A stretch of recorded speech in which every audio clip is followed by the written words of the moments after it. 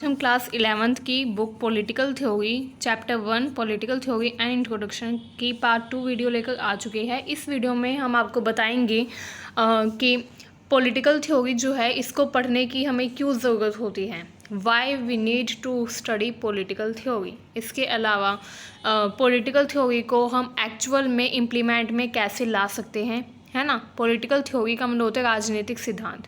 तो इसमें हम कुछ राजनीतिक सिद्धांतों के बारे में ही पढ़ेंगे। मैंने इस वीडियो के पार्ट 1 का जो लिंक है, इस चैप्टर की पार्ट 1 वीडियो का लिंक मैंने डिस्क्रिप्शन बॉक्स में डाल दिया है एंड आप उस में से जाकर उस लिंक को टच करके इसका पार्ट 1 भी देख सकते हैं। तो आइए दोस्तों, हम स्टार्ट करते हैं chapter 1 political theory and introduction. So let's start now. देखिए स्टूडेंट्स, हमने कहाँ से अपना चैप्टर छोड़ा था। हमने यहाँ से छोड़ा था अपना चैप्टर। इसमें हमने पढ़ा था कि जो पॉलिटिकल थ्योरी होती है ये डील करती है आइडियाज़ और प्रिंसिपल्स से। मतलब कि कुछ आइडियाज़ और कुछ प्रिंसिपल्स जो कि हमारे कॉन्स्टिट्यूशन को मिलकर शेप करते हैं, हमारे कॉन्स्टिट्यूशन को बनाते हैं, जैसे कि डेमोक्रेसी हो गया, equality, freedom, justice and everything. Okay, अब इसमें हम क्या पढ़ेंगे, इसमें हम आज अपनी वीडियो में हम पढ़ेंगे कि जो पॉलिटिकल थ्योरी है इसको हम कैसे आम समय में, कॉमन टाइम जो आज का चल रहा है उसमें हम कैसे इसको इम्प्लीमेंट कर सकते हैं। इसके अलावा इसमें हम ये भी जानेंगे कि क्या ये सब आज के टाइम में, ये जो पॉलिटिकल थ्योरी है, ये जो राजनीतिक सिद्धांत है, क्या ये आज के टाइम में रिलीवेंट है या नहीं। आज इस वीडियो में हम यही जानेंगे। सो दोस्तों, अगर आपने अभी तक हमारे चैनल को सब्सक्राइब नहीं किया है तो आप बिना किसी देरी के नीचे दिए गए बेल आइकन को प्रेस करके हमारे चैनल को सब्सक्राइब कर सकते हैं, ताकि हमारी हर वीडियो का लिंक सबसे पहले आपके पास आए। So let's start now. अब मैं आपको बताने जा रही हूँ कि इस पैराग्राफ में हम क्या पढ़ेंगे। इसमें मैं आपको मेन जो पॉइंट्स है वो बताऊँगी, क्योंकि इस चैप्टर में ज़्यादा कुछ क्वेश्चंस नहीं फॉर्म होते। जो भी इम्पोर्टेंट होगा वो मैं आपको उसी टाइम बता दूँगी एंड देन आप उसको नोट डाउन कर लीजिएगा। सो इसमें हम क्या पढ़ेंगे, इसमें मेन जो है वो ये है कि इक्वालिटी में exist in political sphere in the form of political rights. अब इसमें ये कहा गया है कि इक्वालिटी जो है ये एग्जिस्ट कर सकती है पॉलिटिकल स्फेयर में, यानी कि राजनीतिक क्षेत्र में इक्वालिटी हो सकती है। ये नहीं है कि इक्वालिटी नहीं हो सकती, इक्वालिटी हो सकती है।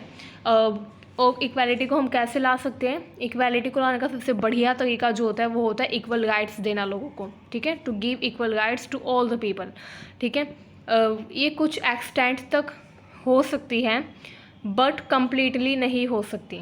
मतलब कि ये भी हो सकता है कि लोगों को फ्रीडम, इक्वालिटी, डेमोक्रेसी, है ना, ये सब लोगों को प्रोवाइड की जाए, बट स्टिल वो डिस्क्रिमिनेट हो गए हो किसी ना किसी रीज़न से, है ना, क्योंकि डिस्क्रिमिनेशन जो है वो चलता ही रहता है।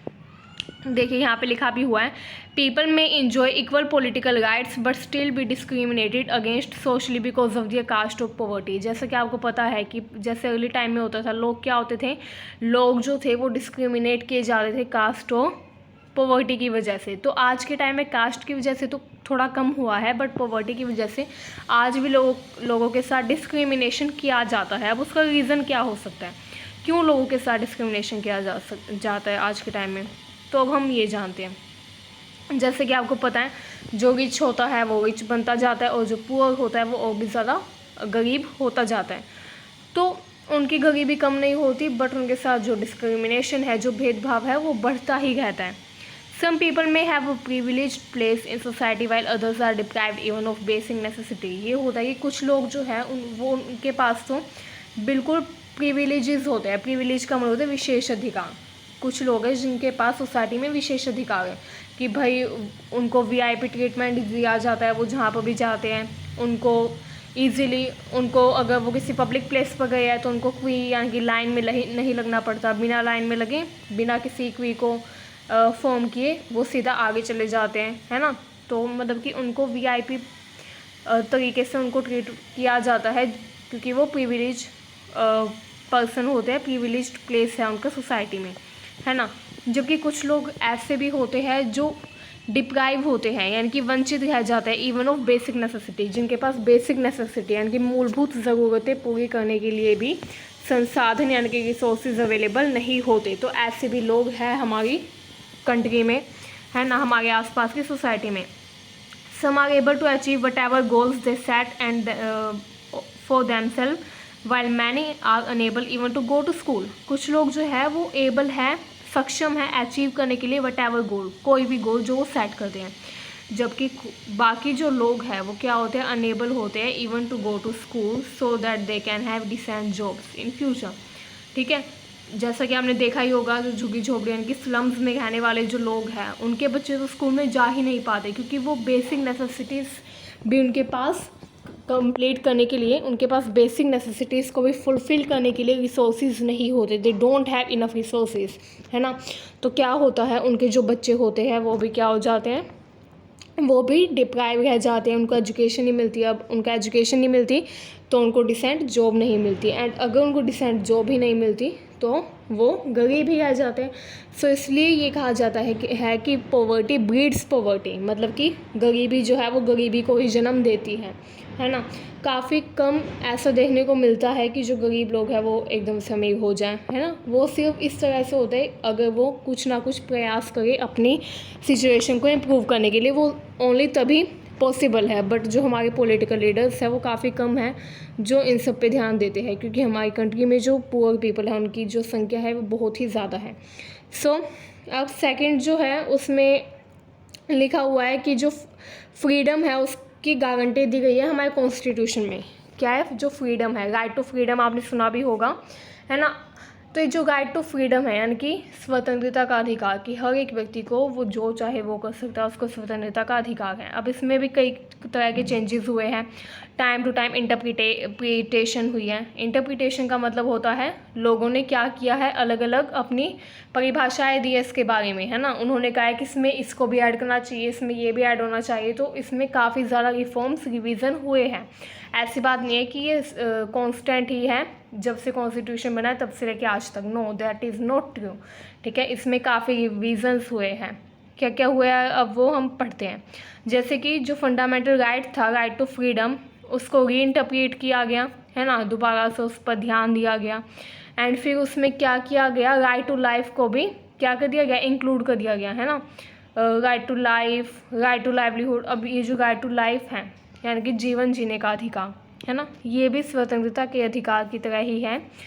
एंड इसके अंदर एक और राइट ऐड ऑन कर दिया है, वो है राइट टू लाइवलीहुड यानी कि आजीविका का अधिकार, है ना। इसका मतलब होता है हर एक व्यक्ति, every human being, every person, ठीक है, उसको क्या है, राइट टू लाइवलीहुड, आजीविका का अधिकार है कि वो अपना पेट भरने के लिए कोई भी काम कर सकता है, बट वो लीगली राइट हो। ऐसा नहीं है कि वो कोई इलीगल काम करे फॉर अर्निंग, नो। अगर उसको पैसे कमाने, if you want to get money then he had to do some any job, nobody will prevent him to do any job, but that should be legal. ठीक है, that should be legal earn money. ठीक है, illegal money नहीं होनी चाहिए। अगर उसने illegally money को अर्न किया है तो वो गलत होगा। ठीक है, वो हमारे कानून की नज़र में एक क्राइम है, बट ईमानदारी से, by honesty, anybody can earn the money. So now हम आ जाते हैं अपने अगले उस पर।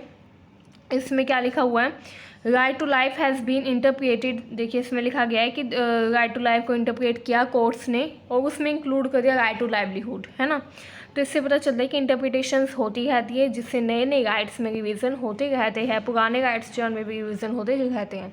अब आ जाता है societies frequently encounter new challenges which generate new interpretations. Societies जो है वो इनकाउंटर यानी कि सामना करती रहती है नए नए चैलेंजेस का। ठीक है, जब नए नए चैलेंजेस आते हैं तो नए नए इंटरप्रिटेशंस होते हैं। अब ये जो राइट टू लाइफ और राइट टू लाइवलीहुड था, ये कब ऐड ऑन हुआ, ये तभी ऐड ऑन हुआ ना जब हमारे पास चैलेंज आया। चैलेंज इन द सेंस कि कोई ऐसा केस आया जिसमें किसी भी व्यक्ति का जो राइट टू लाइवलीहुड था उसको वॉयलेट किया गया, है ना। जैसे कि किसी को ऑनेस्टली भी पैसे कमाने से रोका गया, तो उसने कहा, उसने आवाज़ उठाई, he raised his voice that he should have the right to livelihood, है ना। तभी तो इंटरप्रिटेशंस हुई इसमें, इंटरप्रिटेशंस तभी तो हुई जब हमने चैलेंज किए, इनकाउंटर। ठीक है, जब हमने क्या किया, बहुत ही सारे चैलेंजेस को इनकाउंटर किया, है ना, बहुत सारे चैलेंजेस का हमने जब सामना किया तभी तो इनको ऐड ऑन किया गया, है ना। तो इस तरीके से हमें ये पता चलता है कि जो फंडामेंटल राइट्स होते हैं उनमें क्या होता है, लगातार नए नए इंटरप्रिटेशंस आते रहते हैं, तब आते हैं जब हम इनकाउंटर करते हैं चैलेंजेस को। The fundamental right guaranteed by our constitution have been amended and expanded, हमारा जो फंडामेंटल राइट्स है जितने भी, जिनको गारंटी किया गया है, गारंटी का मतलब होता है कोई भी गवर्नमेंट उनको वॉयलेट नहीं करेगी, no government will violate them, है ना। तो इसका मतलब ये होता है। तो इसमें क्या है कि कॉन्स्टिट्यूशन ने गारंटी दिया है कि फंडामेंटल राइट्स जो है इनको अमेंड किया जाएगा, एक्सपेंड किया जाएगा over time through judicial interpretation and government policies which are designed to address new problem. तो क्या किया गया है कि अगर जो फंडामेंटल राइट्स हैं उनका उल्लंघन होगा, उनको वॉयलेट किया जाएगा, उनको एब्रोगेट किया जाएगा, तो क्या होगा, जुडिशियल रिव्यू करके जो सुप्रीम कोर्ट है वो उसको प्रोटेक्ट करने की कंप्लीट कोशिश करेगा। ऐसा नहीं है कि सुप्रीम कोर्ट भी हाथ पीछे करे, है ना। तो उसमें क्या है, जुडिशियल इंटरप्रिटेशन को भी ऐड किया गया है, गवर्नमेंट पॉलिसीज़ बनाई जाएगी, है ना, ताकि कोई भी फंडामेंटल राइट किसी भी ह्यूमन बीइंग का वॉयलेट ना हो पाए। सो नाउ अब हम अगले टॉपिक पे आ जाते हैं। देखिए थर्डली एज वर्ल्ड चेंजेस, अब हमको पता है कि हमारा वर्ल्ड चेंज हो गया है ना, राइट टू फ्रीडम। अब ये सवाल उठता है कि हम राइट टू फ्रीडम दे देते हैं, बट कितनी एक्सटेंट तक हमें देनी चाहिए, कहीं ऐसा ना हो कि कोई हमारी जो पीपल है वो गवर्नमेंट द्वारा प्रोवाइड की गई राइट टू फ्रीडम का मिसयूज़ कर ले, है ना। तो मिसयूज़ को कैसे रोक सकते हैं। अब देखिए आपको पता ही है जैसे कि इंटरनेट पे कितनी सुविधा दी गई है ना। इसके अलावा आज के टाइम में complete the whole world become a village, complete जो पूरा वर्ल्ड है वो क्या बन गया, एक विलेज बन गया, just because of the sources of communication, just because of internet, है ना। तो क्या होता है इसमें, जो ग्लोबल कम्युनिकेशन टेक्नोलॉजी होती है जैसे इंटरनेट, ईमेल, है ना, इसके थ्रू कोई भी मिसयूज़ ना करे। इसमें फ्रीडम तो हो कि भाई फ्रीडम ये होनी चाहिए कि हम बात करें तो हमारी जो बातें हैं वो क्या हो, वायरल ना हो जाए कहीं, है ना, प्राइवेसी पर कोई खतरा ना आए। बट टेररिस्ट जो है वो इसका यूज़ कर सकते हैं, राइट, है ना। तो इसमें क्या होता है, जैसे इसमें लिखा हुआ है global communication technology is making it easier for activist to network with one another. अब क्या होगा, इससे कम्युनिकेशन की जो टेक्नोलॉजी आई है उससे क्या होगा, जो एक्टिविस्ट हैं वो क्या कर रहे हैं, एक्टिविस्ट जो है वो अपना नेटवर्क एक्सपेंड करने में सफल गए हैं। उन्होंने क्या किया, प्रोटेक्ट किया ट्राइबल कल्चर एंड फॉरेस्ट, लोगों का कल्चर जो है वो स्प्रेड भी हुआ है और क्या हुआ है, प्रोटेक्ट भी हुआ है ना। But it also enables terrorist and criminals to network, लेकिन इससे क्या हुआ है, इससे टेररिस्ट और क्रिमिनल्स जो है उनका भी नेटवर्क बना है ना, वो भी इंटरनेट के थ्रू ही तो एक दूसरे से जुड़ते हैं, बातें करते हैं। तो इसमें ये है कि हर एक चीज़ का मिसयूज़ भी हो सकता है, ठीक है, चाहे वो एक्सटेंट में दी जाए, चाहे वो विदाउट एनी एक्सटेंट दी जाए, है ना। तो इसमें हमने ये पढ़ा। चलिए अब आ जाते हैं हम अपने अगले टॉपिक पर। अब देखिए इसमें लिखा हुआ है कि इंटरनेट और कॉमर्स, इंटरनेट से जो कॉमर्स है यानी कि इंटरनेट के थ्रू जो व्यापार है वो काफ़ी बढ़ रहा है आज के टाइम में, आपने देखा होगा सब कुछ ऑनलाइन हो गया, everything is now shifting to be online from offline mode, है ना। ऑफलाइन मोड से हर चीज़ शिफ्ट हो गई है ऑनलाइन मोड की तरफ, है ना। तो इसमें क्या होता है, व्हाट इज़ इन दिस, अब इसमें हम एक्सपेक्ट करते हैं कि अगर हम कुछ भी ऑनलाइन बाय कर गए हैं तो हमारी जो सिक्योरिटी है, हमारी जो प्राइवेसी है उसका कोई भी मिसयूज़ ना कर पाए, हम यही एक्सपेक्ट करते हैं। अब हम अपनी इंफॉर्मेशन डालते उसमें, तो हम चाहते हैं कि हमारी जो बातें हैं वो कॉन्फिडेंशियल रखी जाए, दे शुड बी कॉन्फिडेंशियल, मतलब कि वो किसी के साथ शेयर ना की जाए। तो ये हम एक्सपेक्ट करते हैं, ये हम नहीं बल्कि हर एक व्यक्ति एक्सपेक्ट करता है, राइट। सो अब जो गवर्नमेंट है उसको क्या करना चाहिए, शो करना चाहिए कि राइट टू प्राइवेसी भी होना चाहिए, है ना, राइट टू फ्रीडम के साथ ही कि फ्रीडम है बट किसी की भी प्राइवेसी को हमें किसी भी प्राइवेसी में दखल देने की हमें फ्रीडम नहीं है ना। तो ये गवर्नमेंट को ऐसा इसमें ऐड ऑन करना चाहिए। तो इसमें बस यही लिखा हुआ है, इतनी सी बात है एंड यही इसमें इंपॉर्टेंट है, यही बात है जो आपको इसमें समझने की ज़रूरत है। अब हम अपने अगले टॉपिक पे आ जाते हैं। देखिए इसमें क्या है, चलिए अब हमारा अगला टॉपिक है 1.3 putting political theory to practice. अब देखिए इसमें हमें क्या पढ़ना है, इसमें हमने पढ़ना है कि पॉलिटिकल थ्योरी को हम कैसे प्रैक्टिस में लेकर आए, यानी कि असल में कैसे इसको इम्प्लीमेंटेशन में हम लेकर आए। अब पॉलिटिकल थ्योरी में है क्या क्या ऐड ऑन होते हैं, इसमें आइडियल्स जो है पॉलिटिकल थ्योरी में कौन कौन से आइडियल्स ऐड ऑन होते हैं। वो जो आइडियल्स है जो पॉलिटिकल थ्योरी का पार्ट है वो है जैसे कि फ्रीडम हो गया, यानी कि आज़ादी, इक्वालिटी, समानता, सिटीजनशिप का मतलब होता है नागरिकता, जस्टिस यानी कि न्याय, डेवलपमेंट, नेशनलिज्म यानी कि राष्ट्रवाद, सेक्युलरिज्म एंड सो ऑन। इस तरह की चीज़ें जो है वो ऐड होती है पॉलिटिकल थ्योरी में। अब देखिए, अब हमारे दिमाग में ये सवाल आता है कि इससे क्या फ़र्क पड़ता है, व्हाट डज़ इट मीन, क्या होता है ये, हाउ डज़ इट मैटर, ये कैसे मैटर करता है, कैसे इससे फ़र्क पड़ता है ना। तो इसमें हम ये सब पढ़ेंगे। अब देखिए, आ जाते हैं।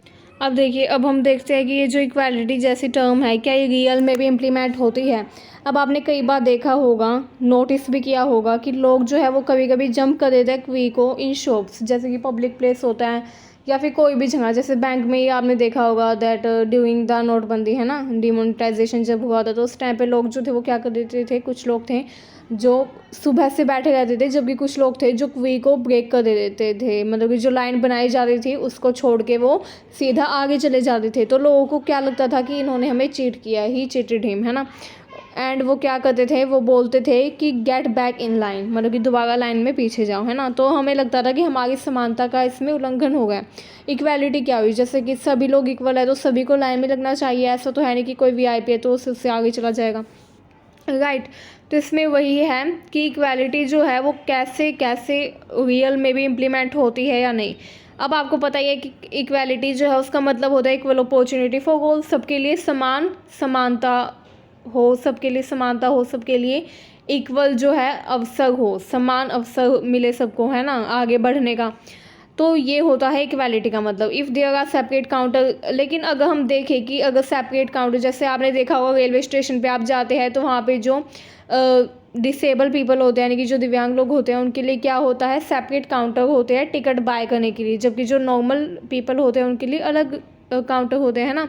एंड जो डिसेबल पीपल के लिए सेपरेट काउंटर होते हैं, वहाँ पर बिल्कुल ही कम लाइन होती है, बल्कि वहाँ पे एक दो लोग ही होते हैं ना। तो हमें क्या लगता है, हमें लगता है कि ये तो सही ही हो गया है, क्योंकि हमें पता है कि उनको ज़रूरत है, अगर हमें उनको अपने तक लाना है तो हमें उनको स्पेशल ट्रीटमेंट देना होगा। एंड देन हम सोचते हैं कि ऐसा जो स्पेशल ट्रीटमेंट है वो जस्टिफाइड है। लेकिन अगर आपने कभी देखा होगा कि कुछ जगह होती है, जैसे कोई महोत्सव हो, कोई भी इवेंट हो अच्छा सा, वहाँ पे क्या होता है, कॉमन पीपल की अलग लाइन होती है और जो वीआईपी लोग होते हैं उनकी अलग लाइन होती है। तो हमें क्या लगता है कि ये तो गलत है, जो वीआईपी लोग हैं वो भी सक्षम है तो उनको भी इक्वल अपॉर्चुनिटी मिलनी चाहिए ना, हमें भी इक्वल अपॉर्चुनिटी मिलनी चाहिए। तो ऐसा नहीं होना चाहिए कि वो जो है वो सीधा आगे लाइन में जाके घुस जाए, है ना। उनके लिए अलग लाइन क्यों बनाई जाए, वो हमारी लाइन में भी तो लग सकते हैं। तो तब हम सोचते हैं कि ये जस्टिफाइड नहीं है। लेकिन अगर वो लोग जो डिसेबल है या फिर जो काफ़ी ओल्ड है एज में, उनके लिए अगर अलग काउंटर हो तो हमें लगता है कि जस्टिफाइड है ना। तो इससे ये पता चलता है कि जो इक्वालिटी का प्रिंसिपल है वो सिचुएशन टू सिचुएशन वैरी करता है, डिफरेंट होता है वो सिचुएशन टू सिचुएशन, ठीक है। अब आपने ये भी नोटिस किया होगा कि कुछ जो गरीब लोग हैं वो दुकानों पे या डॉक्टर के पास नहीं जा पाते क्योंकि उनके पास पैसे ही नहीं होते, है ना। तो उनको क्या होगा, इक्वल अपॉर्चुनिटी नहीं मिल पाएगी क्योंकि उनके पास पैसे नहीं है, तो वो जा ही नहीं पाएंगे, वो अपॉर्चुनिटी का फ़ायदा उठा ही नहीं पाएंगे। अब हम इसके बारे में पढ़ेंगे विस्तार से। अब ऐसे जो गरीब लोग हैं जिनको क्या नहीं मिलता, इक्वल अपॉर्चुनिटी नहीं मिलती, वो क्या होते हैं, वो गुड्स एंड सर्विसेज को बाय नहीं कर पाते। जो पुअर पीपल है उनके पास इनफ मनी नहीं होती तो वो गुड्स एंड सर्विसेज को बाय नहीं कर पाते, वो एक अपॉर्चुनिटी का फ़ायदा उठा ही नहीं पाते because of lack of money. ऐसे जो गरीब लोग होते हैं वो आमतौर पे लेबरर होते हैं, यानी कि जो मजदूर होते हैं, जो स्टोन्स कट करते हैं या फिर जो घर बनाने का काम करते हैं, वो जो मजदूर होते हैं वो, है ना। उनके पास इतने भी पैसे नहीं होते कि वो बेसिक नीड्स को भी फुलफ़िल कर सके, उनके पास अपनी नीड्स को सेटिस्फाई करने के लिए रिसोर्सेज काफ़ी कम होते हैं, है ना। तो हम सोचते हैं कि हमें इन लोगों के लिए भी कुछ करना चाहिए ताकि वो भी इक्वालिटी फील कर सकें। अगर हम उनके लिए कुछ नहीं करेंगे तो वो एक्सप्लॉइट होते रहेंगे, they would be exploited if we will not do anything else for them, ठीक है। वो डिसएडवांटेज्ड होंगे, ठीक है, क्योंकि अब आपको पता ही है उनको कम सैलरी भी दी जाती है ना। उनका जो न्यूनतम वेतन है, न्यूनतम वेतन मिनिमम सैलरी जो है उससे भी उनको काफ़ी कम सैलरी दी जाती है। जो मिनिमम वेजेस गवर्नमेंट ने डिसाइड किया है कई बार उनको उससे भी कम सैलरी दी जाती है एंड उनको मजबूरी में काम करना भी पड़ता है। तो इस तरह से उनका एक्सप्लॉयटेशन होता है, ठीक है। अब हम नेक्स्ट पॉइंट पे आते हैं। इसमें हम देखिए, इसमें लिखा हुआ है कि कुछ बच्चे जो है वो तो हाई स्कूल में पढ़ते हैं, बहुत अच्छे अच्छे स्कूलों में पढ़ते हैं, इंग्लिश मीडियम स्कूलों में पढ़ते हैं, बट कुछ बच्चे होते हैं जो स्कूल में जा ही नहीं पाते क्योंकि उनको बाल मजदूरी यानी कि चाइल्ड लेबर में इंगेज होना पड़ता है फॉर अर्निंग, अपनी अर्निंग के लिए, अपने आप को फीड करने के लिए। उनके पास खाने तक के पैसे नहीं होते तो उनके पेरेंट्स जब उनको फैक्ट्रीज में या टी स्टॉल पर भेज देते हैं काम करने के लिए, ठीक है, और उनमें से कुछ जो है वो काम करने के बजाय भीख मांगने का काम करते हैं ना। तो इसमें क्या होता है, इससे काफ़ी नेगेटिव इम्पैक्ट पड़ता है। ऐसे जो बच्चे होते हैं वही आगे चलकर क्रिमिनल का काम करते हैं, है ना। तो इसलिए हमें इंश्योर करना होगा कि हर एक बच्चे को राइट टू एजुकेशन प्रोवाइड किया जाए, चाहे वो गरीब हो, चाहे वो अमीर हो, चाहे वो मिडिल क्लास हो, ठीक है। अब देखिए कई बार आपने देखा होगा जो गर्ल स्टूडेंट्स है, जो लड़कियां हैं, वो क्या करती है, घर के काम करने के लिए अपना स्कूल छोड़ दे रही है ना। वो मुश्किल से ही लड़कियां जो है वो मैट्रिक्स करती हैं, मैट्रिक यानी कि 10th क्लास, है ना। काफ़ी कम लड़कियां होती हैं जो 10th क्लास भी करती हैं। कुछ लड़कियां जो होती हैं उनको छोटे भाई बहनों को घर में संभालने के लिए स्कूल से निकाल दिया जाता है। कुछ लड़कियां हैं जो 12th तक पढ़ाई तो कर लेती है बट आगे वो स्कूल ड्रॉप आउट कर देती हैं, बट ये गलत है। उनको भी अपने पैरों पे खड़ा होना चाहिए, है ना। Every one has right to primary education as well as right to education for higher classes also, है ना। तो हर एक व्यक्ति के पास इंडियन कॉन्स्टिट्यूशन ने गारंटी किया है राइट टू एजुकेशन। अब हम अगले पॉइंट पे आ जाते हैं अपने, इसमें हम पढ़ेंगे कि हमको इसके लिए कुछ ना कुछ करना ही पड़ेगा। अब देखिए जब कोई व्यक्ति सफ़र करता है किसी डिसेबिलिटी से तो वो चाहता है कि स्पेशल प्रोविज़न्स बनाए जाएं, है ना। इसके अलावा अगर उसके लिए स्पेशल प्रोविज़न्स नहीं बनाए जाएंगे तो वो आगे नहीं बढ़ पाएगा, है ना। तो इसमें क्या होता है, हम सभी लोगों को किसी ना किसी एजेंसी के थ्रू इंश्योर करना चाहिए कि फेयरनेस रहे। फेयरनेस का मतलब है सही तरीके से हर एक काम किया जाए। ऐसा नहीं होना चाहिए कि जो रिच पीपल हैं उन्हीं को सारी सुविधाएं मिले एंड पुअर पीपल को हम भूल जाएं। नो, ऐसा नहीं होना चाहिए, है ना। इसी तरह से we must be able to go to school और get help through proactive measures. अच्छे मेजर्स लिए जाने चाहिए, फेयर डिस्ट्रीब्यूशन करना चाहिए रिसोर्सेज का, जैसे job, decent wages, subsidised hospital, है ना। जो गरीब लोग हैं उनको सब्सिडीज़ प्रोवाइड करनी चाहिए हर एक चीज़ में, है ना, बेसिक नेसेसिटीज़ में भी, ताकि वो उसको क्या कर सके, ताकि वो उसका फ़ायदा उठा सकें, ठीक है। अदरवाइज़ वो काफ़ी बैकवर्ड रह जाएंगे अगर उनको ऐसी अपॉर्चुनिटी प्रोवाइड नहीं की जाएगी तो। इसके अलावा political theorist clarify the meaning of political concept by looking at how they are understood and used. इसमें कुछ खास नहीं है, इसमें ये लिखा है कि डिबेट की जाती है डाइवर्स मीनिंग एंड ओपिनियन के द्वारा। ये इंश्योर करने का प्रयास किया जाता है कि सभी लोगों को इक्वल अपॉर्चुनिटी मिले और जो पॉलिटिकल राइट्स है, पॉलिटिकल जो आइडियल्स हैं, पॉलिटिकल थ्योरी जो है उसको असली में इम्प्लीमेंट किया जा सके। चलिए अब हम अपने अगले टॉपिक पे आ जाते हैं। देखिए अब हमारा नेक्स्ट टॉपिक है why should we study political theory. हमें पॉलिटिकल थ्योरी क्यों पढ़नी चाहिए, ठीक है, इसके क्या क्या रीज़न है। देखिए पहली बात तो ये है, हमें पॉलिटिकल थ्योरी इसलिए पढ़नी चाहिए क्योंकि कुछ लोग हैं, कुछ स्टूडेंट्स होते हैं जिनका मन होता है कि वो आगे पॉलिटिक्स की लाइन में जाएं या फिर वो आगे IAS IPS या UPSC की लाइन में जाएं, है ना, एडमिनिस्ट्रेशन की लाइन में जाएं। अगर वो पॉलिटिक्स से जुड़ी या पॉलिटिक्स से रिलेटेड फील्ड में जाना चाहते हैं तो ये काफ़ी इम्पोर्टेंट है कि वो अभी प्रेजेंट में इन चीज़ों के बारे में पढ़े। अगर वो ऐसा नहीं पढ़ेंगे तो उनको आगे काफ़ी दिक्कत हो सकती है। As high school students we may choose one of the above profession in the future. कोई भी पॉलिटिशियन या पॉलिटिक्स से रिलेटेड प्रोफेशन फ्यूचर में चूज़ कर सकता है ना। तो इसलिए हमें इंश्योर करना होगा कि सब लोग जो है वो पॉलिटिकल थ्योरी को स्टडी करें। अगर वो पॉलिटिकल थ्योरी को स्टडी करेंगे तो उनको जो बेसिक नॉलेज है पॉलिटिक्स के बारे में, पॉलिटिकल आइडियल्स के बारे में, पॉलिटिकल थ्योरी के बारे में, वो उनको मिलेगी। अभी मैंने आपको बताया है कि पॉलिटिकल थ्योरी में क्या क्या आता है, एक बार मैं फिर से बता देती हूँ। पॉलिटिकल थ्योरी में कुछ आइडियल्स, कुछ कॉन्सेप्ट आते हैं जिनके बारे में हम आगे डिटेल से आगे के चैप्टर्स में जिनके बारे में हम डिटेल से चर्चा करेंगे, पढ़ेंगे, है ना। उनमें आते हैं equality, justice, development, nationalism, secularism, citizenship. ये सब क्या है, ये सब पॉलिटिकल थ्योरी के ही आइडियल्स होते हैं। इनके बारे में हम आगे के नेक्स्ट जो चैप्टर्स हैं हमारे, उनमें हम डिटेल से पढ़ेंगे। अब सेकंड रीज़न जो है पॉलिटिकल थ्योरी स्टडी करने का, वो क्या हो सकता है। वो रीज़न ये है कि हम जो है आगे सिटीजन बनने वाले हैं आफ्टर 18 हम एलिजिबल हो जाएंगे वोट करने के, है ना। तो वोट अगर हमें करना है तो हमें पता भी तो होना चाहिए कि ये जो पॉलिटिक्स है ये किस तरह की चिड़िया है। हमें पता होना चाहिए पॉलिटिक्स क्या है, पॉलिटिक्स में कौन कौन से आइडियल्स होते हैं, है ना, पॉलिटिशियंस की क्या ड्यूटी है। तो हमें ये सब कब पता चलेगा, जब हम पॉलिटिकल थ्योरी को स्टडी करेंगे देन, ठीक है। We are all going to be citizen entitled to vote decide the other issues. हमें बाकी इश्यूज़ डिसाइड करने हैं, हमें वोट देना है, तो हमारी ये रिस्पॉन्सिबिलिटी बनती है इसकी कि हम पॉलिटिकल थ्योरी स्टडी करें। इसके अलावा ये हमारे लिए काफ़ी हेल्पफुल होगा अगर हम बेसिक नॉलेज लेंगे पॉलिटिकल आइडियाज़ और इंस्टीट्यूशन के बारे में जो कि शेप करते हैं उस वर्ल्ड को जहाँ पर हम रहते हैं, है ना। तो ये काफ़ी इंपॉर्टेंट है। इसके अलावा अगर हम पॉलिटिकल थ्योरी पढ़ते हैं तो हमें क्या मिलता है, हमको तरीका भी पता चलता है जिस तरीके से हम क्या कर सकते हैं, डिस्कस कर सकते हैं और एक्सप्रेस कर सकते हैं अपने कॉमन इंटरेस्ट को। Political theory provide us the source for us, ठीक है, वो हमारे लिए एक स्रोत प्रोवाइड करता है, ठीक है, एक स्रोत हमें प्रदान करता है, एक माध्यम हमें प्रोवाइड करता है, ठीक है, जिसके थ्रू हम एक्सप्रेस कर सकते हैं हमारे कॉमन इंटरेस्ट को एंड डिस्कस कर सकते हैं अपने हितों के बारे में कि हमें हमारे लिए क्या सही है, हमारे लिए क्या गलत है। एंड हम क्या कर सकते हैं, डिमॉन्स्ट्रेट कर सकते हैं against any violence, against any type of exploitation, है ना। तो इसलिए काफ़ी इंपॉर्टेंट है कि हम पॉलिटिकल थ्योरी को स्टडी करें।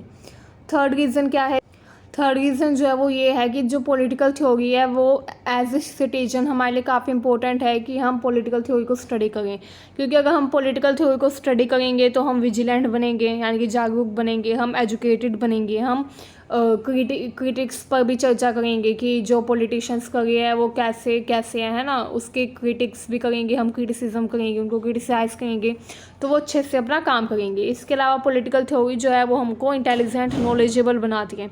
अब आप खुद ही सोचिए, अगर हम नॉलेजेबल होंगे तो जो हमारे पॉलिटिशियंस हैं वो भी अच्छे से अपना काम करेंगे, तो ताकि पॉलिटिशियंस भी अच्छे से अपना काम करें, पॉलिटिकल लीडर्स अपना काम अच्छे से करें, ये काफ़ी इंपॉर्टेंट है कि हम इस बारे में अवेयर हो कि हमारे राइट्स क्या क्या है, ठीक है। Finally as students we enjoy debate and elocution competition, मतलब कि स्टूडेंट के रूप में हम इंजॉय करते हैं डिबेट्स, कॉम्पिटिशन। अब देखिए, जैसे हम पॉलिटिकल थ्योरी पढ़ते हैं तो हमें पता चलता है कि क्या सही है, what is right and what is wrong, हमारे खुद के ओपिनियन बनते हैं, है ना। हम कंपटीशन में पार्ट लेते हैं, हम डिबेट्स में पार्ट लेते हैं, है ना। तो इससे क्या होता है, ये काफ़ी इंपॉर्टेंट होता है, क्योंकि इससे क्या होता है, हमारी खुद की एक आइडियोलॉजी बनती है कि क्या सही है क्या नहीं, क्या जस्ट है क्या अनजस्ट है ना। तो इसलिए काफ़ी इम्पोर्टेंट है कि हम पॉलिटिकल थ्योरी पढ़ें, क्योंकि हमें बताता है कि क्या रीज़नेबल है क्या रीज़नेबल नहीं है ना। ये हमारी थिंकिंग को काफ़ी रैशनलाइज करता है, हमारे कम्युनिकेशन को ये इफ़ेक्टिव बनाता है ना। इसके अलावा ग्लोबल इन्फॉर्मेशन का जो हमारा लेवल है उसको भी इंक्रीज़ करने का काम करता है हमारी जो पॉलिटिकल थ्योरी है वो। ग्लोबल इन्फॉर्मेशन यानी कि पूरे वर्ल्ड में क्या क्या हो रहा है उसके बारे में भी हमें तभी जानकारी मिलती है, तभी हमें उसके बारे में अच्छे से पता चलता है जब हम पॉलिटिकल थ्योरी के बारे में अवेयर होते हैं। सो स्टूडेंट्स, आज हमारा चैप्टर कंप्लीट हो चुका है। अगर आपको इस चैप्टर में कोई भी डाउट हो तो आप कमेंट सेक्शन में हमें लिखकर बता सकते हैं। इसके अलावा ये जो चैप्टर है ये काफ़ी ज़्यादा तो इम्पोर्टेंट नहीं था, बट आपको ये चैप्टर पढ़ना ही होगा क्योंकि ये आपके एग्ज़ाम में भी आ सकते हैं। सो उम्मीद है, आई होप कि आपको हमारा ये जो चैप्टर था ये पसंद आया होगा, हमारी वीडियो पसंद आई होगी। अगर आपको इसमें कोई भी डाउट लगे तो आप कमेंट सेक्शन में हमें लिखकर बता सकते हैं। So students, now I would now request you to subscribe my channel for all the videos of 11th and 12th subject. Okay, so now thank you for watching my video. Thank you so much.